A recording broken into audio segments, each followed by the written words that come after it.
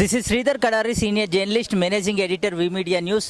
ఇప్పుడు మనం హైదరాబాద్ మహానగరంలోని ఇందిరా పార్కులో పద్మశాలి మేళలో ఉన్నాము. ఇక్కడికి బ్రహ్మశ్రీ జనార్దన పంతులు గారు వచ్చారు. పద్మశాలీలు పౌరోహిత్యంలో, వాస్తుశాస్త్రంలో, తర్వాత నేత పనిలో రాణిస్తూ ప్రపంచంలో ఉన్న అందరినీ ఆధ్యాత్మిక వైపు నడిపిస్తున్నారు. అది ఎలా సాధ్యమవుతుందో అనేది అడిగి మరిన్ని వివరాలు తెలుసుకుందాం. త్రేతాయుగం కన్నా ముందు ఒక యుగం నడిచేది, సత్యయుగము.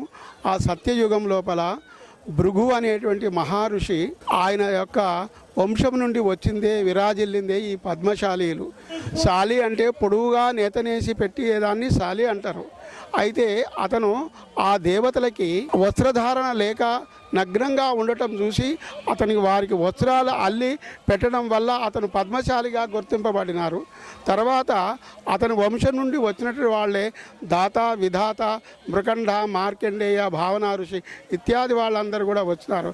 కానీ పద్మశాలి వాళ్ళ దాంట్లో ఎక్కువగా పౌరోహితమే ఎక్కువగా ఉంది.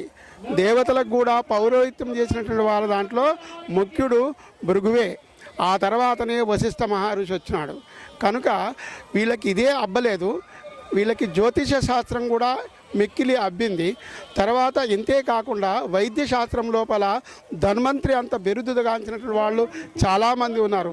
వైద్య శాస్త్రం లోపల ఖగోళ శాస్త్రం తెలుసు, జ్యోతిష శాస్త్రం తెలుసు, నేత పని తెలుసు, అనేక విషయాల్లో రాజిల్లినటువంటి వాళ్ళు ఈ పద్మశాలులు. ఈనాడు ఈ యొక్క మహానగరం లోపల, ఈ యొక్క ఇందిరా పార్కు లోపల పద్మశాలీలు 41 సంవత్సరాల క్రితం నుంచి కూడా ఈ యొక్క కార్యక్రమాన్ని ఎక్కడెక్కడో ఉన్నటువంటి పద్మశాలందరూ ఒక దగ్గర చేర్చి వాళ్ళందరితో మేళగా చేసి వాళ్ళకు పిల్లలకి, పెండిలకి ఉపయోగపడేటువంటి వివాహ యొక్క సంబంధాలను కూరుస్తున్నారు. వాళ్ళకి ధన్యవాదాలు చెప్పాలి.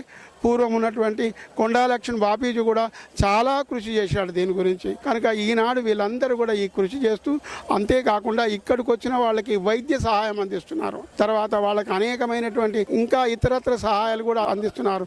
LIC పాలసీలు కూడా చేయిస్తున్నారు. కాబట్టి ఇటువంటి మేలకు వచ్చినటువంటి వాళ్ళు ధన్యులు. ఈ కార్యక్రమం నిర్వహించిన వాళ్ళు మహాధన్యులు. ఒక ప్రవర అంటే ప్రవర చదవటానికే 1 గంట 35 నిమిషాలకు ఎక్కువ టైం పడుతుంది.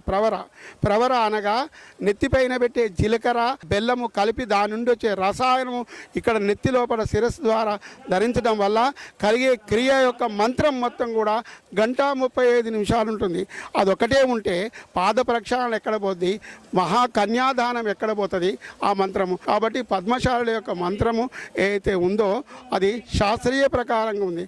అందరూ చాలామంది కూడా పద్మశాలులు చేస్తే మెచ్చుకుంటారు. పద్మశాలీలు బ్రాహ్మణులతో చేయించుకున్నట్టయితే చాలా బాగుంటుందని నేను కోరుకుంటున్నాను.